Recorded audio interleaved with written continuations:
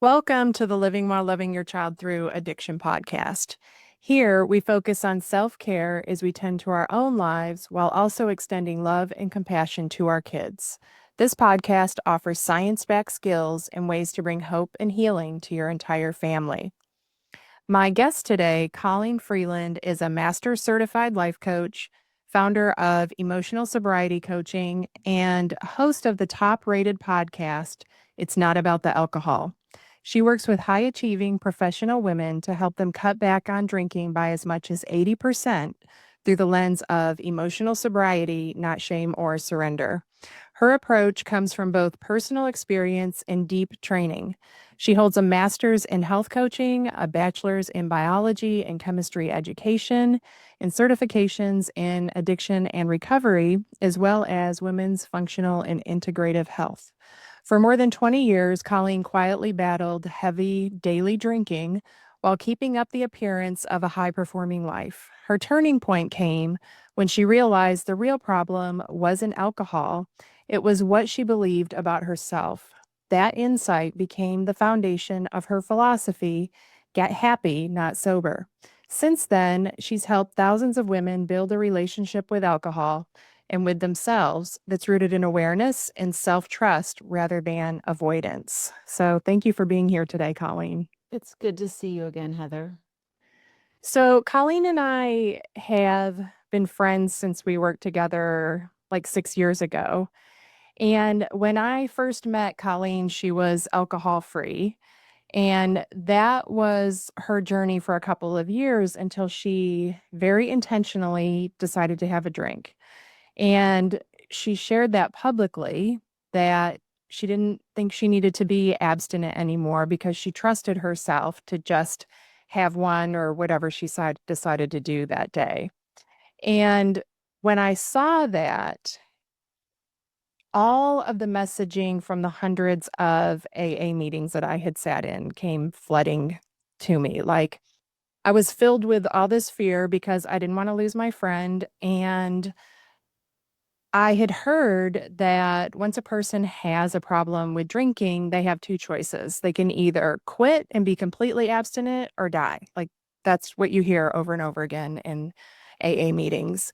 And there was also this other part of me that was like, okay, you have a different understanding of things now. Maybe that's not true. Maybe it's not all black and white, not all one size fits all. So I trusted in our relationship enough to text you and just say, I want to talk about this. I want to hear what you're thinking and feeling. And so I think that's a great place to start this interview, is for you to share where you were at that time and what you were thinking about, that maybe things didn't have to be that way, that you didn't have to be alcohol free forever. Well, there's a lot of things that led up to that decision. And of course, I had a lot to work through as well. I could have all the confidence in the world in myself. I could see the neuroscience, the studies that show within 6 to 12 months of breaking an addiction, the prefrontal cortex is denser. Your gray matter, the connections for self-regulation are denser. Becoming addicted to something is a learning process. Becoming unaddicted to something is also a learning process. And so I could see that it was possible. This neuroplasticity was not a concept that was around when, in the 1930s, when AA was born. Somebody decided it was a disease, and now almost 100 years later, that's how it's seen. It's seen as a disease. And I'll tell you, from somebody who suffered from it, it sure as hell felt like a disease. But I think that I saw that it was possible scientifically. And if you zoom out and look at, population statistics, over 50% of people who get in the weeds with alcohol experience some form or some amount of addiction, which is a spectrum. Over 50% of those people go back to normal drinking without being fully abstinent and without relapsing into addiction. So I think what has happened is in our society, there's just this very segmented, compartmentalized culture around addiction and recovery. But if you, like, Heather, if I had never self-identified to you as somebody who had a drinking problem and my story had been different, I was drinking too much, I decided to take a break, it's kind of like losing weight or doing any other self-improvement. I had adopted that narrative. I had told you what to think about me and our shared experience in that culture where addiction is a disease, once an alcoholic, always an alcoholic, and that as an alcoholic, even if I'm sober, I'm not qualified mentally to make good decisions for myself. Yeah, I thought about that when I was thinking about this interview, and that had you not said that to me, because I never knew you when you were drinking before, and had you not said that to me, I wouldn't have had that thought that goes along with that. But we're just so conditioned still, even though like I know all these things. Now I see like I can't even watch TV or a movie without seeing all of the ways that we're being conditioned by them all day, every day. Yeah.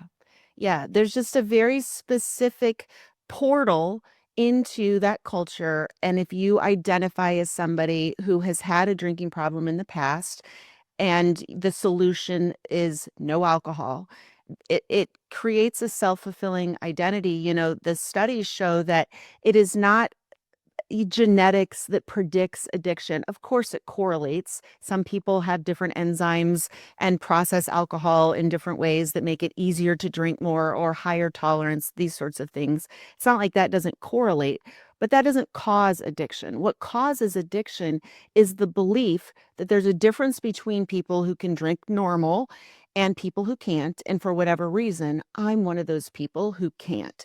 That is the belief that is the foundation of addiction. Because there's also studies with hardcore, street drugs, meth or heroin, where we think that, oh, you lose control. Loss of control is a myth. People who have hardcore addictions can abstain from use when they're motivated. And by that I mean somebody's paying them and they're able to stop. So this idea that we can't control ourselves or that we can't stop our use is something that is self-fulfilling prophecy.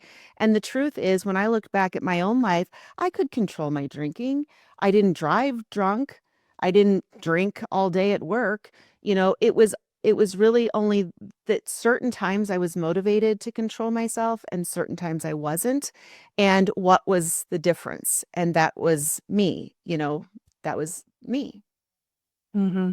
Yeah, that reminds me what you said of Johann Hari's TED Talk, where he talks about the opposite of addiction is not sobriety, it's connection. And he talks about people coming home from war who were using, I believe, heroin. Yes. Yeah. And they were able to quit. And the way we approach things in our society is to label and blame and isolate, which makes everything harder. Yeah, it makes it so much harder. And what I want to say about that quote is the opposite of addiction is connection. I know for myself, that didn't make a lot of sense to me because I had friends, I had a husband, I had kids. What the connection is it's a lack of connection with ourself. I was a high functioning go, go, go, go, go woman. And that's the type of client that I deal with now. I hadn't stopped to pee or to process. And when you do that for years and years, where you are just too busy to notice yourself, to talk kindly to yourself, we have this negative inner self talk, that perfectionistic, goal oriented, never good enough mindset.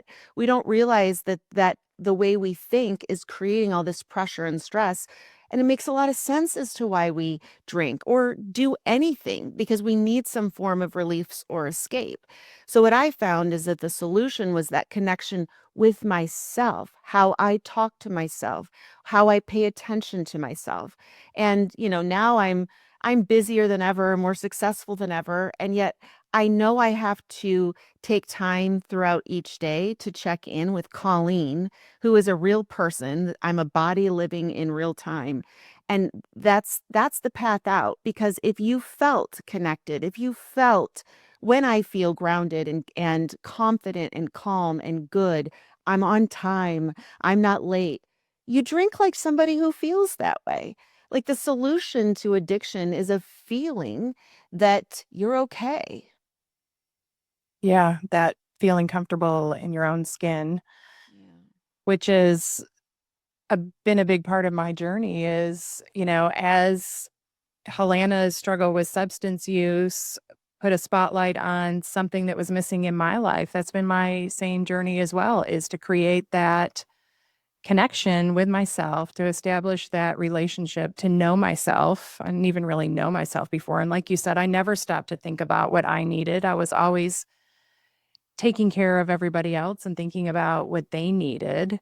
And so it's really the solution to so much more than addiction. It's really the solution to really the way we live life these days, just so distracted and achievement oriented rather than internally, thinking about ourselves and what we need and working on that relationship. Um, and one thing that you mentioned to me too is that it took you longer to get help initially because of that abstinence only model. Can you tell me how that was like more of a roadblock? Well, of course, because in our society, if you raise your hand and say, I'm drinking too much, and you ask for help, then there's one solution. You need to put down the drink, get your butt to AA, get yourself a sponsor, commit to permanent lifetime sobriety. You have to admit that you're broken and powerless. And so there were times, I've had experiences where I realize I'm drinking too much coffee. I'm not shamed about that. I'm gonna walk that back. Maybe I'll take a break. Maybe I'll, titrate and tone it down. Like there's no right or wrong way to bring yourself back into balance. But what happens with alcohol use disorder is because of the stigma that if you are not a normal drinker, then you can never drink again, then we hide that, and I never thought that I had a drinking problem. For years, going through college and early adulthood, I drank like everybody else. Even when I was puking my guts out in college, I didn't see that as a problem because that's the social circle I was in. But once I realized I was the only one of my friends polishing off a bottle of wine on a Tuesday night, then I became like ashamed of that. And that is actually the seed to the mental health issue. It is a thinking problem, not a drinking problem. Like I perceived that I drank more than I should. And either it's because I liked to, or because I needed to, or because I couldn't control it. And of course, you're not going to talk about any of that. And so that is what breeds the disconnect from yourself, because there's things that you're not allowing yourself to know about yourself. And so you have to just run faster than all that internal awareness. I felt ashamed of it, and I never processed that, and I couldn't ask for help because I would have had to admit that I was an alcoholic. I had no idea that, it's just as normal to get in the weeds with alcohol as it is any other substance that could be addictive. It's not who you are, it's the damn substance. It's an addictive substance. But Yeah. so's everything. So's our phones. Everything can get out of balance. But there's just so much shame that, probably 10, 15 years, had I been aware of like the program I have now, where it's like, no, no, no, you don't have to quit drinking. Let's start working on the reasons why you're drinking. Let's start looking at, the environment of your life that's making you feel like you're living in a pressure cooker. Let's work on your mental health. That would have been so much more inviting. But instead, I just drank in secret and hid it until, because I also thought that I had to hit a rock bottom. I remember in the last few years of my drinking, there was an internal narrative where I was like, well, worst case scenario, I can mention to everybody what's obviously true. I'm an alcoholic and get myself a 2-week pass and go to a rehab or something. Worst case scenario, I can always just pull the rehab card, but I'm just going to keep going until I can't go anymore. Yeah.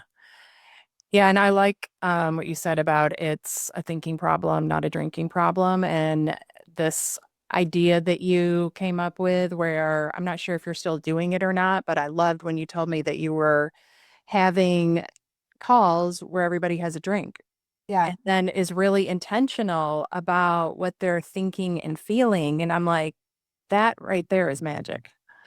Yeah, we call them mindful drinking meetups. I had created all this content, and one of them was a mindful drinking experiment where you have one drink by yourself and, set with it. Because most people, I would have told you years ago, like, I don't even feel one drink. Like a bottle of wine's my damn warm up lap. But these are stories in our head, right? We're just disconnected. You don't have a high tolerance for alcohol. You have a high tolerance for ignoring yourself, my friend. So I had been telling my clients, do this mindful drinking experiment. And then some of them, what I love about my program is all the things I've learned. It's because some brave woman raises her hand, is like, I keep trying to do that, but I don't stop after one. And so I said, let's me and you meet on Friday night and I'll have one drink with you and then we'll sit with it and I'll do it with you. And then that's how the meetups were born because, of course, other women were like, can I come? Because I can't have one and stop either. And so that's part of the reprogramming is learning to experience alcohol from an honest perspective. This is what I feel. This is what feels good. There's 100% chance my body never enjoyed drinking a bottle of wine. I was just disconnected from the felt experience. So that's one of the things we do is teach people how to use alcohol again in a pleasurable way and be honest with themselves. Yeah. What do you think is most surprising that comes out of those calls? That they can feel it after one. And I've got such a high awareness of my body. I can feel it after one sip and I can still feel that 30 minutes later. So I think they're shocked that they can feel it. That's they literally think it takes at least 2 drinks to even kind of get a buzz. 3 probably be better. Having one and stopping and then realizing an hour later that the buzz is still on board is really eye-opening. It's a learning. Yeah, I used to say that back in the days when I used to drink all the time, I used to say that the thing in my brain that tells me I'm drunk is broken. And Mhm. so I just blow right past it. But it was exactly what you're talking about. It was a lack of just completely disconnected from myself and not paying attention and not understanding any signal in my body because I didn't like to feel them. Right. And what the reframe that I say, people are like you or I don't have an off switch. No, gal, alcohol is your off switch. It's the only thing that ever allows you to shut down your brain. It's the transition between home and work because otherwise, like that's the biggest mistake people make is I want to quit drinking so I can be more productive. Oh, no. Like that is actually exactly the problem. You're using alcohol because it gives you a break. And so what's really true is not that you don't know when you've had enough. You're just in the habit of ignoring that because it's a felt sensation and you're not paying attention to how it feels in your body. And so, yeah, your off switch is never broken. You're just not you've trained yourself to ignore all of it. Yeah. And I'd also trained myself to ignore what in life was completely unacceptable to me. Right. Right. You Keep can't going. ignore one without the other. Right. Yeah. Which, there's so many fun isms and some of them are true and not. How you do one thing is how you do everything. But it's not how you drink that needs to change. It's how you wake up in the morning and move throughout your day. Because if you land in the evening and have a regulated nervous system and feel good about all you've accomplished and feel like you deserve a break, you are enough. Again, you drink like somebody who feels that way. What does it feel like? Or, what do you hear from these women, like, when they realize, "Oh my gosh, this is something that I can change and the lights start to come on and the self-awareness and all of that. What do I hear from them? Yeah, like, I imagine it's pretty powerful experience as, maybe in the beginning when they start working with you, they're like, "I don't know what else to do. I don't wanna go absent. I wanna try this." And then they're like, "Oh my gosh, it's so much bigger than I realized."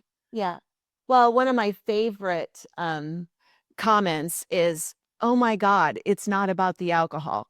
Like, that's the name of my podcast, right? And that's what I'm always talking about, and then somebody will be like, "You've said that 1,000 times, I've heard it 1,000 times. Oh my god, it's not about the alcohol." One of the things that we work on is the shame and guilt. This is why I call myself the hangover whisperer, because what has to change first is that you have to be okay where you're at. You're a human being working on a habit that you would like to see change. And habits don't go away overnight. They live in your body. It's not just the last domino that falls, the last drink. It's the thoughts about how you don't have enough time or you aren't good enough. Like there's a big onion that has to be peeled. And so what what I think is shocking at first that requires such a trust fall is you can work on your behavior and trying to cut back. I'm not against that at all. But what you really have to do is look forward to your next hangover because that's the work we're going to be doing. You can't avoid the shame that you need to process by avoiding it with good behavior, using good behavior to avoid bad feelings. And so that's why I'm like, yes, you get to keep your drink, my friend. And we're going to be working on your shame about that. And if they just quit drinking, we can't ever get into the heart of that, those stuck negative emotions and negative beliefs. So, ironically, the first step to being okay is learning how to drink the way you drink and not get into that shame spiral because that's what resets the cycle is the anxiety and the shame, that causes so much dysregulation. I mean, of course, alcohol jacks up your cortisol and there's physiological things, but honestly, the emotional component is so much bigger. The I shouldn't be doing this, something is wrong with me. And then it's that all or nothing. I'm not going to drink and then screw it. I had one. I guess I might as well have all the rest of them. And it is learning how to be okay with yourself when you make a mistake that is what allows us to move forward. The brain learns through evidence of progress and improvement, not failure. And so when you wake up, I did it again, something is wrong with me. Why do I keep doing this? You can't learn when you're in that shame spiral. That's why we keep making the same stupid mistake over and over because we're not learning from it. So, the way to learn how to change your drinking behavior is to first learn how to clear the shame and guilt around it. And then the light bulbs start coming on like, oh, it did occur to me to stop drinking after 2 drinks. I just wasn't listening. How could I support that thought to be stronger and more clear next time? We learn from our mistakes. So you got to sit and you got to look backwards. But until you can be okay with yourself, it's going to be very hard to learn. Yeah, which is exactly the same thing with like, when I talk to parents about looking back on a conversation they had with their child that didn't go well. Like there's so much value there, so much to learn, but it has to be safe for you. You have to have self-compassion to go back and look at that to learn from it. Um, and what I love about everything you just shared is it completely goes against the idea that a person has to be completely abstinent in order to start healing. When you're gonna say, well, I'm going to take away this thing that's been helping you get through life, and then I want you to figure out how to do it. Whereas what you're explaining is with it, it's part of the learning process and that a person can heal while they're still actively drinking. They absolutely can. If your brain will help you get whatever you think you want. And that's another thing that I teach. Wanting the absence of alcohol, that's not really a thing. Like what you want is for the absence of alcohol to be a side effect of you feeling more relaxed, connected, working on your mental health. And so, like the whole thing with sobriety or alcohol reduction programs that are behavior based is that they're actually making the obsession worse. Like when you wake up and you're like, I'm not going to drink tonight. That's like, I'm not going to eat pizza tonight. Now you're smelling pizza, you're noticing pizza, like your reticular activating system is all focused on the pizza or on the alcohol. One of my favorite shares in my program is when women say, "Oh my gosh, I woke up this morning and realized it never occurred to me to drink last night." Like that's really what you want. And so the more you focus on trying to change your behavior, literally, the harder it gets. You want to change the conditions that cause you to want different things, that cause relaxation in other ways, so that less alcohol is a side effect of you being more whatever it is you want to be. So that sounds like what emotional sobriety is. You want to explain that a little bit and how that's part of your program? Emotional sobriety is when you're no longer intoxicated by bullshit, your own or anybody else's. It is radical ownership that the cause of your feelings are your thoughts and your mindset. So no, the words that somebody uttered that sounds came out of their face and entered your eardrums, somebody said something that's not what's upsetting you. It's what you're making it mean. It's how you're seeing yourself in that situation. So I have like 6 skills of emotional sobriety that I teach. One of them is nervous system literacy, how to read your own body language, because you think how you feel. If you feel super relaxed, you think relaxed. If you feel super generous, you think generous thoughts. If you're pissed off and think nobody likes you, then all of your thoughts are scanning for more evidence that that's true. And so learning how to read your own body language, your mind changes every time your mood changes. Like, has nobody noticed this? What's true, yes, yesterday's truth, tomorrow's bullshit. I'm never going to drink, I'm always going to drink. Like, these are just words in your head. And so one of the most important things is how to read your body language. Your body speaks energy, not English. And so learning how to realize, oh, I'm feeling anxious. Okay, then you don't use your brain in the anxious gear. It's kind of like understanding what gear you're in the car. Are you in forward or reverse before you step on the gas? And you don't want to use your brain to solve problems when you feel anxious because it's going to create more anxiety.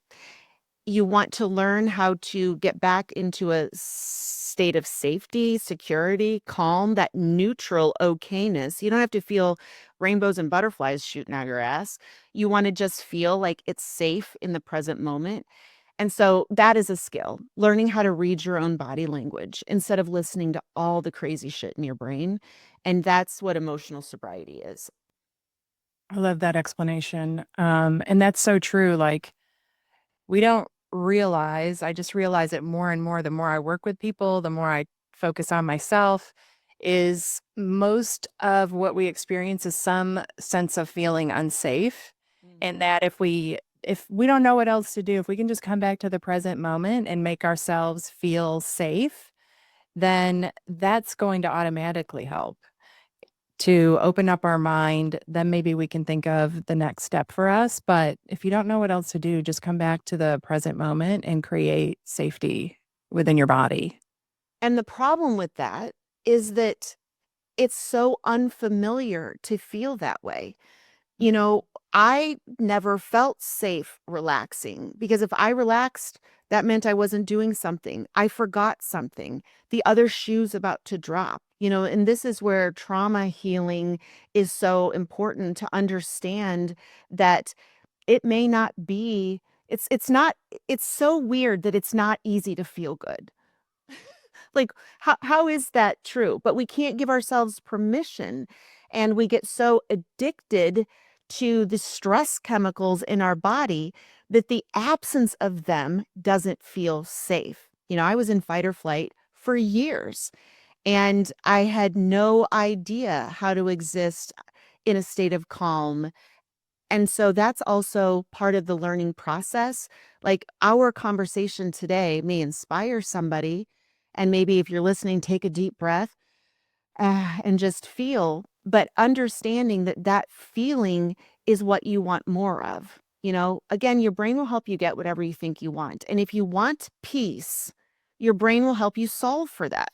If you want sobriety, then your brain's going to help you solve that. And there's a lot of problems with that because it's the absence of something. That's why your body is feeling anxious when you think, I'm never going to drink again. Your body is like sending up error codes of like, that doesn't feel good in my body. And then we never learned how to trust ourselves, how that, okay, that's not a good thought. What would be a different thought? People don't know how to feel safe anymore. Like it's not normal. Um, it's not common. Yeah, and I think that's the beauty of being in a group of women working towards the same thing, where you have somebody like you holding that safe space for them. I started doing that in my group too, where we do nervous system regulation calls because there is that apprehension about it's very vulnerable, but to have be in the presence of other women who are being just as vulnerable and having somebody hold space for that it's a beautiful experience. Yeah. We co-regulate. Mhm. And so having a community that normalizes chill, that normalizes, slowing down. I know I just surrounded myself always with people who were running faster than I was. First person to crazy town wins, I guess. I don't know. Yeah. So you work with really successful, high achieving women. And I noticed this with parents that I work with who are successful and high achieving is the things that made them successful in life work against them when they're trying to help their son or daughter. And so they need a completely different approach. And I'm wondering if you find that with the women that you work with as well. Very much so. Like me, most of my clients are so frustrated because they are so disciplined. They have so much willpower and control in other areas of their life, but not this one.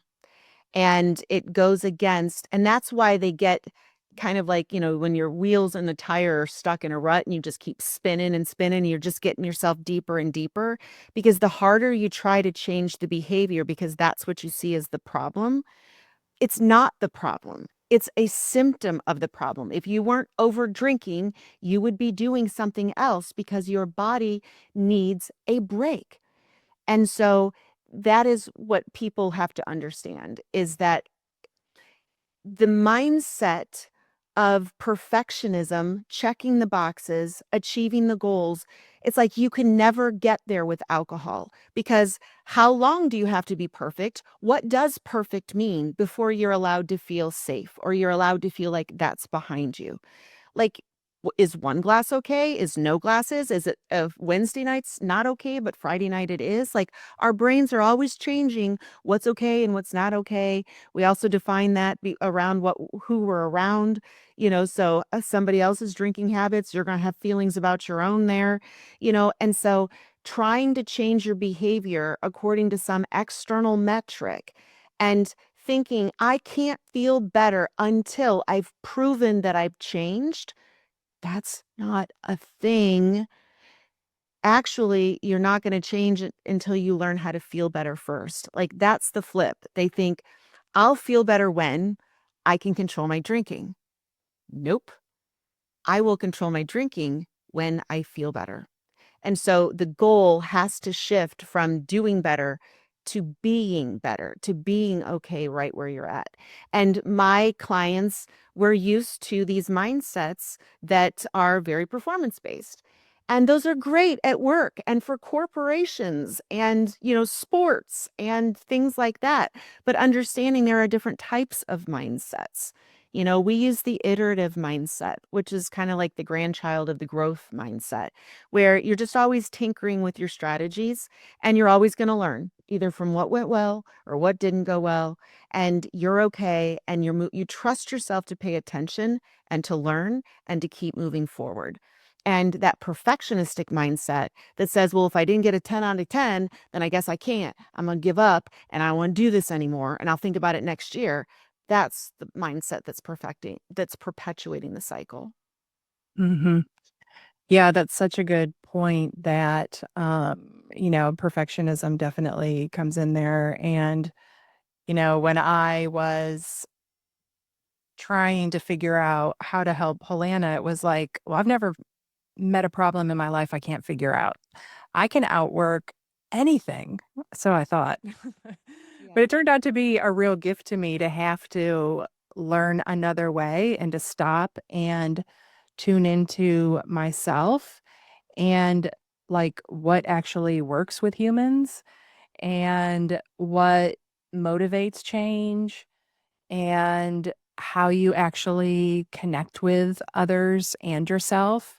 So I think another way to even look at this rather than this horrible experience of struggling with drinking or having a child that struggles with substance use is this opportunity to really learn and grow and become the person that you always knew that you could be. It just opens the door for that. Yeah. Something you said where looking at Helena's substance use as a problem. Like we've heard the thing, we don't know how to apply it, but the mindset that sees the problem can't solve it. The mindset's creating it. Like just imagine when I look at myself or when I look at my own children or my clients, my goal is always to stay very neutral. It's not a problem, it's data. It's information. How can we be curious and compassionate? What is the alcohol or the substance doing for them? People, everybody's motivated. Nobody is not motivated. Everybody's motivated to get their needs met. And so and nobody wants to tank their life. Everybody's doing the very best they can. And so seeing a person or even their behavior as a problem is the problem that makes things so much worse because it inflames relationships with self and others with guilt and fear and shame and anxiety. And that's what causes, things to get so much worse. Hmm. Yeah, so that brings me to my last question for you. Is your motto get happy, not sober? Let's end on that note with sharing what that means to you. Well, sober or any amount of, less drinking is a side effect. And happiness to me is mental health. It is understanding that happiness isn't something that happens to you, it's something that you choose. Also, a great deal of happiness comes from overcoming struggles. You don't get happy because everything is perfect today and it's never going to change and you're never going to have to do anything different. Like happiness is knowing you got this, like that hold my beer, unfuck with the bull. There is no problem. This problem isn't happening to me. I'm about to happen to the situation. That creates ongoing happiness. And so when you are learning the skills of emotional sobriety, that leads to happiness. And that solves the problem. On an energetic level, what we're doing is we're raising ourselves to a level where that problem doesn't exist anymore. Happy people don't drink themselves into a stupor. And so if you solve for whatever it is that you're trying to escape or that you don't have the tools to deal with or the things that need to change that you're scared to change and so you're using alcohol as a placeholder. If you get the support and help you need to get happy, you don't have to worry about your relationship with alcohol. Yeah, that's a perfect place to end. And I love what you said about that overcoming obstacles makes you feel good. And that creates happiness. And if our lives were easy all the time, we would just get bored. Yeah.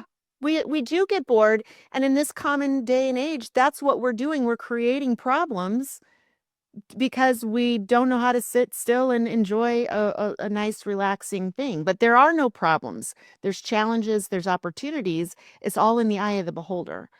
And so, bad habits, yours or somebody else's, The challenge is, how do I show up for this as the best version of myself with compassion, kindness, and curiosity? Yes. So if somebody wants to know more about you or your program, how do they do that? Well, I have a website, emotionalsobrietycoaching.com. I have a podcast. It's not about the alcohol. And I'm on social media at The Hangover Whisperer. Well, that'll be easy to remember. All right. I'll put that in the show notes too. So thank you so much for your time today, Colleen. Thank you, Heather.